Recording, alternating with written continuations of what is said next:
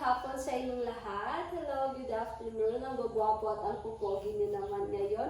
Ano bang meron? Inspired ba kayo? Wow, dapat lang naman, di ba? Na always tayong inspired na mag-learn at pumunta dito sa school. So, okay lang ba kayo? Yung mga kalusugan niyo, okay naman lalong-lalo na ngayon na medyo umuulan, umaambon. So, dapat uminom lagi ng mga tubig. Stay hydrated, everyone. So, before anything else, may I request everyone to please stand.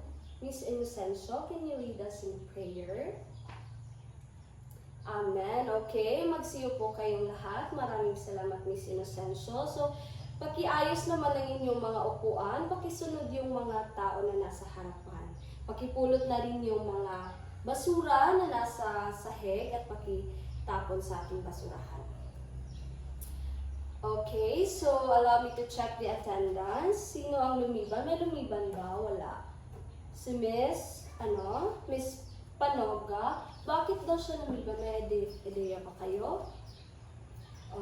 Okay, so when she come back, tell her, okay, na lumapit sa akin in case na may na-miss siya ng mga activity ngayon. So, tell her also to bring her excuse letter. So, before anything else, I'm Christine Lidl Sulugan, your teacher for today, and syempre, hindi ako nag-iisa. May mga kasama ako ngayon na magtuturo sa atin. So, palakpakan naman natin sila. Magandang hapon sa inyo lahat. Ako si Baby Bizanin H. Pandong. At ako naman inyong guro, Spyron S. Pandong. Okay, maraming salamat mga teachers. No? So, kaming tatlo yung magde-deliver ng lessons para sa inyong lahat. So, ano nga ba yung magiging talakayan natin ngayon? Okay, pakibasa, pag-unawa sa pangangailangan at kagustuhan. So, ito yung magiging paksa natin ngayon. Pero before tayo dumako dito is, magkakaroon muna tayo ng balik-aral. So, sino ang makapagbibigay ng ideas or mga naintindihan nila ng nakaraang araw sa diskusyon natin? Yes, it's about what? Yes, demand at supply. So, ano nga yung kaibahan ng demand at supply? Oo, tama. So, ang lesson natin dati ay last meeting is i-connect natin ngayon dito. So, pero bago tayo dumako sa ating bagong talakayan ngayon is, may gagawin muna tayong activity. So, hahatiin ko yung buong klase sa dalawang grupo. So, ito yung unang pangkat at ito yung pangatlong pangkat. So, nakikita niyo ba yung mga pera dito at mga produkto na dito, di ba? So, bibigyan ko kayo mamaya ng 3 minuto upang mag-discuss kasama yung mga grupo kung ano ang bibilhin nyo sa mga produkto ito. So, may iba't ibang produkto tayo. May mga cellphone, may printer, may lipstick, may tubig, bigas, may sapatos dito. So, gamit ang mga pera nandito sa taas is kukunin niyo ito ang pera at ibibigay niyo sa akin kasi ako yung magiging tendera ninyo. So, pipili kayo halimbawa, bibili kayo ng pansit canton. So, kukunin niyo yung pansit canton at kukunin niyo yung 50 pesos at ilalagay niyo dito. Nandito yung mga price list. So, blush powder, 50 pesos, bond paper, 100 pesos, and such. So, bibigyan ko kayo ng 3 minuto. Magsisimula na ngayon ang 3 minuto. Okay, maraming salamat. So, ngayon naman ay may tatanungin ako sa inyo.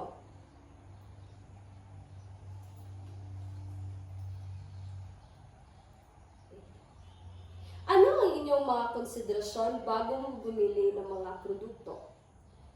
Yes, ano nga yun? Kasi diba, kailangan ninyo. So, ano yung binili nyo? Bigas, diba? Syempre, kasi kailangan ninyo yung mga bigas, diba? Kasi kakainin ninyo. How about dito sa kabilang grupo? Ano ito? Ito yung, diba, binili nyo? Ano ito? Foundation. Bakit foundation? Kasi gusto nyo. Very good. Wala namang masama doon. Pero mamaya sa diskusyon natin, mas ipapalalim pa natin kung bakit nga ba kailangan natin maging wise sa mga bibilhin natin. So, pangalawang tanong, ano ang naging paraan ninyo upang maikasya ang maliit na pera na meron kayo? So, ano yung sagot ninyo? Yeah, so dapat unahin talaga yung mga pangangailangan, right? So, diba? Oo, tama. Kasi bilang isang estudyante, kailangan nyo ng papel. Oo, that's kailangan nyo rin ng load. Tama. So, dito naman sa inyo, ano yung mga consideration nyo? Kasi nabubuto kayo at kasi gusto nyo at deserve nyo naman, di ba, na bumili ng foundation as a gift to yourself. So, wala namang mali doon. So, ano nga ba ang economics at ano nga ba ang pangangailangan at kagustuhan? So, sabayan ninyo akong basahin. Ang economics bilang isang agham panlipunan ay tumutukoy sa pag-aaral kung paano gumamit ng mga tao at ang limitadong pinagkukunan yaman upang matugunan ang kanilang walang katapusang pangangailangan at kagustuhan. So, ano nga ba ang kaibahan ng pangangailangan at kagustuhan? So, when we say pangangailangan, di ba, ito yung mga kailangan natin para mabuhay. Halimbawa na doon ay yung mga bigas, tubig, gamit, tirahan, di ba? Yun yung mga halimbawa. Pero, how about cellphone? Consider lang ba siya na talagang lang natin siya, kagustuhan lang natin siya. Di ba in a technology-driven world, kailangan na natin kailangan na natin may cellphone kasi para sa ating pag-aaral, ganyan, as a form of communication na din, di ba, sa ating mga parents, lalo na kung nasa abroad yung mga parents natin, kailangan natin ng cellphone. So, when we say kagustuhan naman, ito yung mabubuhay tayo kahit wala naman ito. Para lang to sa ating mga sarili. Kasi hindi naman, ang tao hindi naman kasi all about physical needs, di ba? Kailangan rin natin maging masaya. And para maging masaya is kailangan natin masustentuhan yung mga mga kagustuhan natin. So, para mas mapalalim pa yung idea natin at pag-unawa natin sa pangangailangan at kagustuhan ng mga tao, ay talakayin ni Teacher Spyron ang hierarkiya ng mga pangangailangan. Maraming salamat, Teacher Christine. Bigyan natin ng palakpak si Teacher Christine. So maraming salamat. So bigyan natin ng diin kung ano talaga ang pangangailangan at kagustuhan at ano ang kakaibahan nito. Pangangailangan ay mga pangangailangan ng mga bagay na mahalaga para sa kaligtasan at kapakanan ng isang tao. Tulad ng halimbawa, sinabi ni Teacher Christy, yung bigas, dahil pangangailangan natin sa araw-araw yung pagkain, isa yun sa ating pangangailangan. At kagustuhan naman, ito ang mga bagay na nagbibigay ng kasiyahan at ginhawa, ngunit hindi naman kinakailangan para mabuhay. Tulad ng dito, may makeup dito. Dito naman is meron yung mamahaling bag. So, yun ang kagustuhan. Ang pagkakaiba ng dalawang salita ay ang antas ng kahalagahan nito sa buhay ng isang tao. Kung kayo naman ay isang mayaman, so mabibili nyo talaga yung kagustuhan nyo. Kapag sakto naman, yung kinakailangan lang talaga ang binibilhin nyo. So dito, mababase natin ang tinatawag natin na financial literacy kasi mababase natin ang ating pangangailangan at kagustuhan depende sa ating budget. Naintindihan? So, teorya ng pangangailangan ni Abraham Maslow. Sa pangangailangan sociological, dito naman, kapag sasabihin natin pangangailangan sociological ay ito yung pagkain, tubig, pagtulog, at kalusugan. Kasi ito naman yung kinakailangan natin sa araw-araw. Pangalawa is pangangailangan pangkaligtasan or safety needs. Ito naman yung pagmamahal at pag-aalaga, pakipagkaibigan, pakipag-ugnayan, pagkilala at respeto. So, yun ang halimbawa ng social needs. Pangailangan ng esteem needs, ito naman ang pagpapahalaga sa sarili, pagkilala at pagtanggap kung ano ka at pagrespeto din sa sarili. At ang panghuli is pangailangan o pansariling kaganapan or self-actualization. Ang halimbawa naman ito is pag-unlad sa sarili at pagkaroon ng layunin at direksyon. So dito sa teorya ng pangailangan ay mababasehan natin o matitimbang natin ang ating pangangailangan at kagustuhan sa araw-araw at sa darating na panahon. At dito, masasabi natin ang ating mga pangangailangan at masasabi din natin ano ang ating kagustuhan. So, para mas madiin at mapalalim ang ating pagkaintindi kung ano ang ating topic ngayon, ay pupunta naman tayo kang Teacher Baby para sa kanyang topic. Okay, so maraming salamat Teacher Spyron. Ngayon, atin namang talakayin ang mga salik na nakaaapekto sa pangangailangan at kagustuhan. Maraming mga salik ang nakaka-impluwensya sa ating pangangailangan at kagustuhan. Isa na dito ang edad. Halimbawa dito is, ang isang bata ay, ang pangangailangan niya ay gatas at diaper. Sa mga may edad naman, ang pangangailangan nila ay possible na gamot para sa kanilang kalusugan. Isa din ang hanap buhay o trabaho sa mga salik dahil katulad na lamang pag ikaw ay isang construction worker, yung pangangailangan mo sa trabaho mo ay security gears or helmet para sa inyong kaligtasan. Kung guro ka naman, ang pangangailangan mo ay yung laptop, libro, o iba pang mga kagamitang panturo para sa iyong pagtuturo. Next is ang kita. Ang halimbawa dito ay, katulad sa sinabi kanina ni Teacher Spyro, no, na kung mataas or mayaman ka, kung may malaki kang kita, possible na bibilhin mo ay yung bagong sasakyan. Pero pag ikaw naman ay may limitado lamang na kita, uunahin mo talaga yung pagkain at mga pangunahing pangangailangan. Next is ang panlasa or preferences. Kung ako, isa akong into sports na person, of course, ang bibilin ko ay mga sports equipment or yung mga bola, yung mga sapatos, or mga racket para sa paglalaro kung ano yung gusto ko. Kung ako naman ay isang musician, of course, ang bibilin ko siguro yung mga piano, gitara, violin, saxophone at iba pang mga kagamitan para sa musika. Susunod naman natin ang edukasyon. Ang tao na may mataas na edukasyon ay maaaring bumili ng libro, sa masustansyang pagkain, para sa kanyang healthy lifestyle. Next is ang panahon.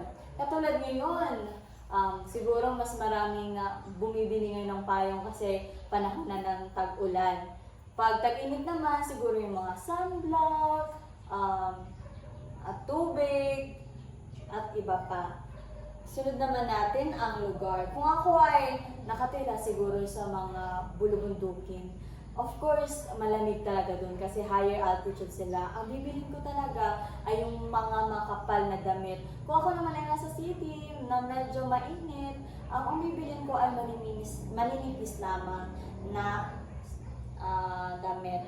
At ang panghuli, pagbabago ng teknolohiya ngayon, no? Ang dami-dami ng mga bagong smartphones na naiimbento, katulad na lamang ng iPhone. Parang nung nakaraan lang, parang iPhone 15 pa yun. Ngayon nasa iPhone 16 na tayo at maraming na bumibili talaga. Dapat talaga updated yung mga cellphone nila kasi yun yung gusto nila na dapat updated talaga. Ngayon, may inihanda akong activity para sa inyo. Maghanap kayo ng kapares kasi ang activity nito ay diet. Ang activity natin ngayon ay i-budget mo. Babasahin ko ang panuto.